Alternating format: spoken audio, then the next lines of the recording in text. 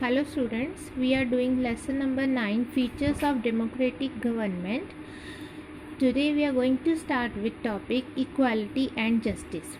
Equality means all are equal, whether rich are there or poor are there, whether belong to any particular religion, caste, community, all are equal, and justice will be given, justice will be provided to all. So these equality and justice are the basics of a democratic government. If equality and justice is not there, then democracy is useless. Democracy cannot be successful without these two key elements, equality and justice. So in our ancient time, untouchability was in practice. So untouchability, when somebody is declared untouchable, so this is offense according to Indian constitution. Untouchability is a offense. If anyone is doing untouchability in practice, or he or she is declaring somebody as untouchable, then it is a punishable offense. Punishment is provided, or punishment is given to that particular person who is doing this kind of wrong practices. So in previous times, when untouchability was in practice in India, so those persons, those who were declared untouchable, they were not having the right to get education, or to use the transportation, or to get medical facilities. So their life was very difficult. So for the upliftment of that particular section, according to Gandhi and Dr. Ambedkar, many reforms were required. So in Indian constitution, many provisions are there for the upliftment of these sections, so that equality can be there in our society. Then if we are talking about Indian society, still even till the date, there is differences in girls and boys in our society, so they are not treated equally. So to overcome this injustice, government has made efforts to provide special provisions for education of girls. So government is providing free of cost education to girl child up to secondary schools. Secondary means up to 10th standard, so that every girl child can get education. Then our next topic is universal adult franchise. Universal means for all without any kind discrimination. Adult means in India, those who are 18 year or more than 18 year of age, they are adults. Franchise means the right. So here universal adult franchise means all the Indian citizens, those who are 18 or more than 18 year of age, without any kind of discrimination, are having the right to vote. It means they can use their right to vote, and they can elect their representatives, those who will further run the government. Next one is checks and balances in democracy. This is very important. Checks means if government is having powers, and if they will use power beyond their limits, then there are kind of checks, means to stop that type of extreme power. So they those particular checks are there to balance the democracy. And for under this checks and balances in India, these are the few examples that, or we can say the things that are in practice for this checks and balances. First of all, the majority party is kept in check by the opposition party. Majority party means the political party which won maximum number of required seats in particular election. For example, if you are talking about the present time in center, BJP is the majority party and the government is of BJP. prime minister and his cabinet is from this political party, and opposition parties, they are keeping a check. It means they are taking an check, means they are just checking whether this political party, that is majority party, if they are doing something wrong, then opposition party is there to put a question. Then prime minister and his government are accountable to parliament as a whole. Accountable means they are answerable. Whatever they have done, they are answerable for that in front of Indian parliament. And parliament, both the houses, Lok Sabha and Rajya Sabha. So during the question hour, so when session of parliament is going on, there is 1 hour provided for questioning, so that is known as question hour. So during this time, parliament can question the policies of the prime minister and so on. So whatever they are doing, means majority party is doing, prime minister or his cabinet is doing, then during that question hour, parliament can ask question, and they are asking question, and prime minister and his council, or simply we can say the party in position, they are there to answer, and they must to answer the questions of parliament. And a law passed by the parliament can be declared unconstitutional by Supreme Court if it is not according to the constitution. So here the thing is, if parliament will pass a law that is not according to constitution, then Supreme Court is having the authority to declare that law null and void. It means Supreme Court also there to put a check on the power of parliament. So these are the checks and balances that are in practice. So just because of this, in India or wherever democratic kind of governments are there, these are very important to make the government responsible, as well as to put a check so that they can not use the powers beyond their limit. Our next topic is public opinion. Public opinion means what common man is thinking, or what are their demands, what are their requirements, or if any type, any kind of problem they are having.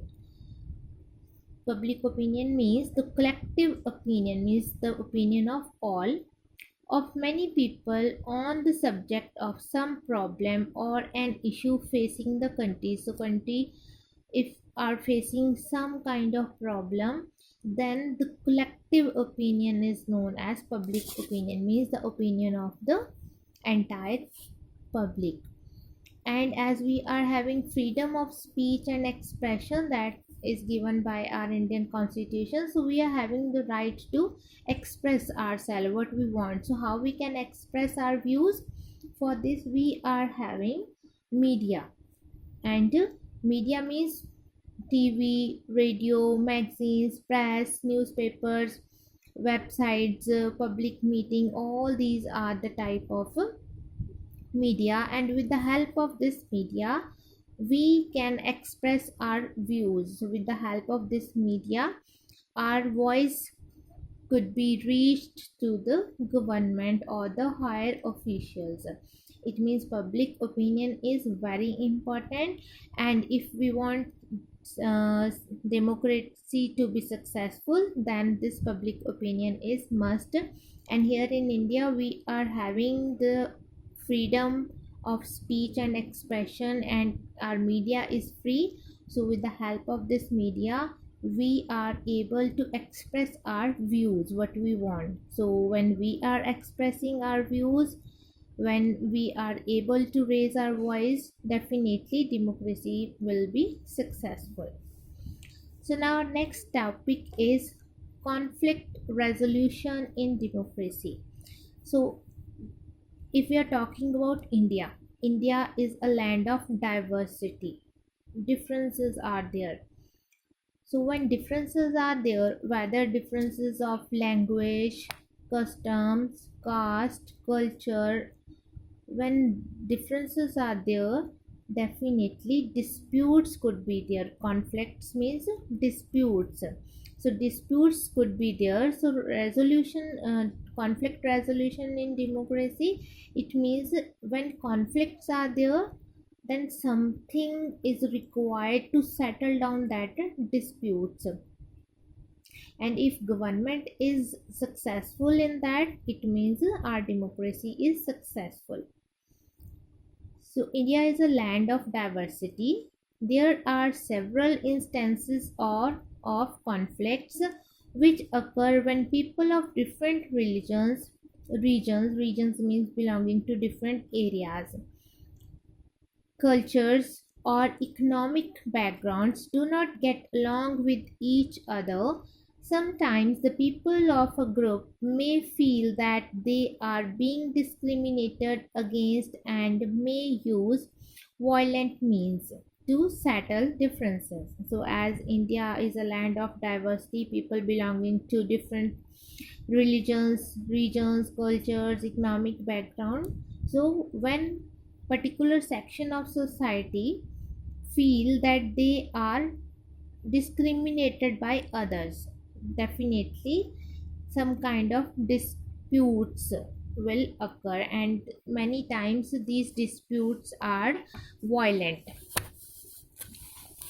Then when that type of disputes are there, then these conflicts may cause insecurity, tension, and fear among other living in that area. So other people, those who are living in that particular area, when conflicts and violence or they adopted violent methods means methods, then other persons, those who are living in that particular area, they will feel insecure, tense, and they will fear about what will happen due to this kind of violent actions of that particular community. That democratic government plays a vital role in maintaining the unity of the country by conflict resolution at right time and also resolving them peacefully. So as I already told you, if government is successful to settle down that disputes, it means democracy is successful. So government is there, and government is playing a very important role to maintain the unity in a country and to settle down the disputes at right time and with peaceful manners.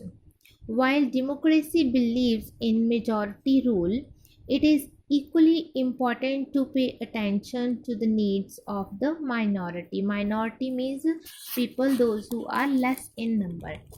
Then democracy believes in majority, and it doesn't mean those who are means less in number they will be ignored. No, all are important in democracy, as we already done equality and justice, so equally all are important.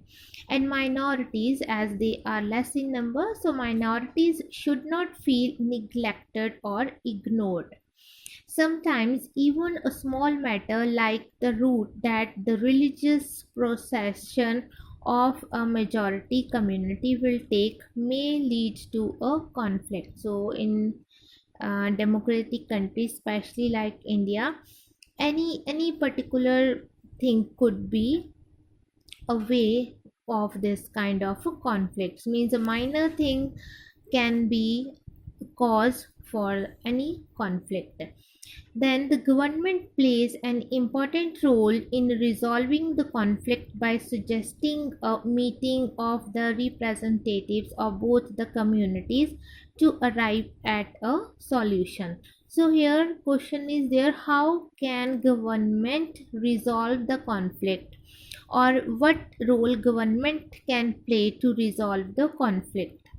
So if dispute is there between two groups of society, then government can play important role. How? They can arrange a meeting between both the communities so that something could be there, like a settlement could be there, or that particular dispute could be settled down.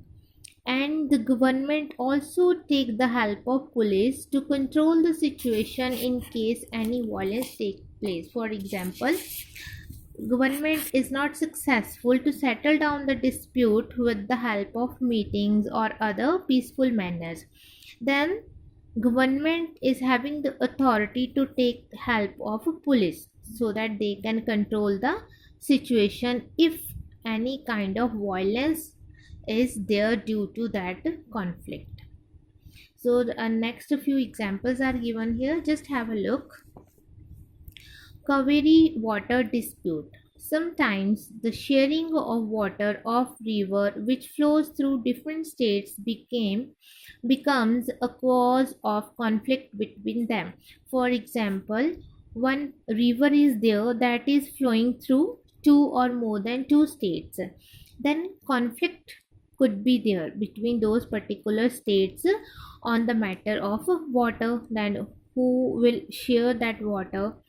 Then for example, here example is of Kaveri water dispute. So this river is between Tamil Nadu and Karnataka. Both the states need water from the river to meet the needs of drinking water and for irrigating the fields. So both states need water for drinking purposes as well as for irrigation purposes for the fields. And the conflict was also resolved when the central government intervened to distribute the water between both the states in a manner which was acceptable to both the states. So when disputes were there on the name of Kaveri water, as both states want to use this water, then with the help of central government, that dispute was settled down.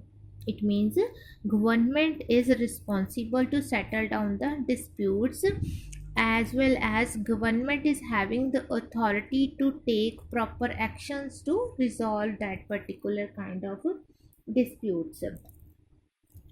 And institutions, okay, so they will settle down the disputes. Then our constitution is having, or our constitution provided us some kind of rules and regulations, so that according to those rules and regulation our government can resolve the disputes or differences. Then are the role of opposition means, for example, one party is in power, like if we are here we are talking about central government that is in power, that political party is BJP. Then opposition, other political parties, those who are having maximum number of seats but less than the majority party, so that opposition parties are there to put the government a check, so to maintain a kind of balance in our country, so that the political party that is in a position, or that particular government is run by that particular political party, whether in center or states, then these opposition parties can make the government responsible. So let us discuss role. The elected members of the parties which do not form a government are called opposition party. And opposition parties means those who are not having required number of seats to form a government, those are known as opposition parties. So those are having, or those are playing an important role to play in a democracy, and their role has to be a positive one rather than a disruptive one. So where positive one is there, it means they will cooperate with the government, and if government is doing something wrong, then they will put a question. It means their role is positive not destructive. If positive is there, then democracy will be successful.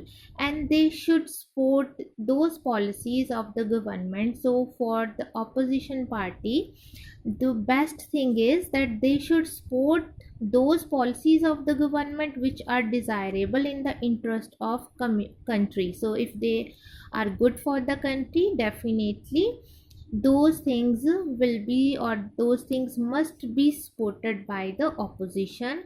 And at same time they have a right to disagree with the government if these policies are anti people or perceived to harm the country in the long run. So if policies of the government are against the people or in long run they can harm the country, then our opposition party is having the right to disagree with that particular policy of the government. And opposition parties keep a very close check on the ruling party and make it accountable to the people by raising issues at the right platform.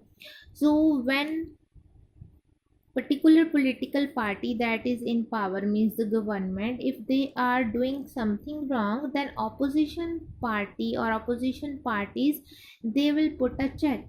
It means they will stop the government to doing that type of wrong things. And the opposition parties are making the government accountable to the people, so they are answerable, they are responsible for the people. So when they will use right thing at right time, democracy will be successful. So opposition parties, or the role of opposition party, is very important in democracies. So now our chapter is over. Watch this video. If any confusion is there, you can ask me, you can message me. And in our next video we will come with its question answers. Till the time, just go through this chapter, try to understand the topics. Thank you.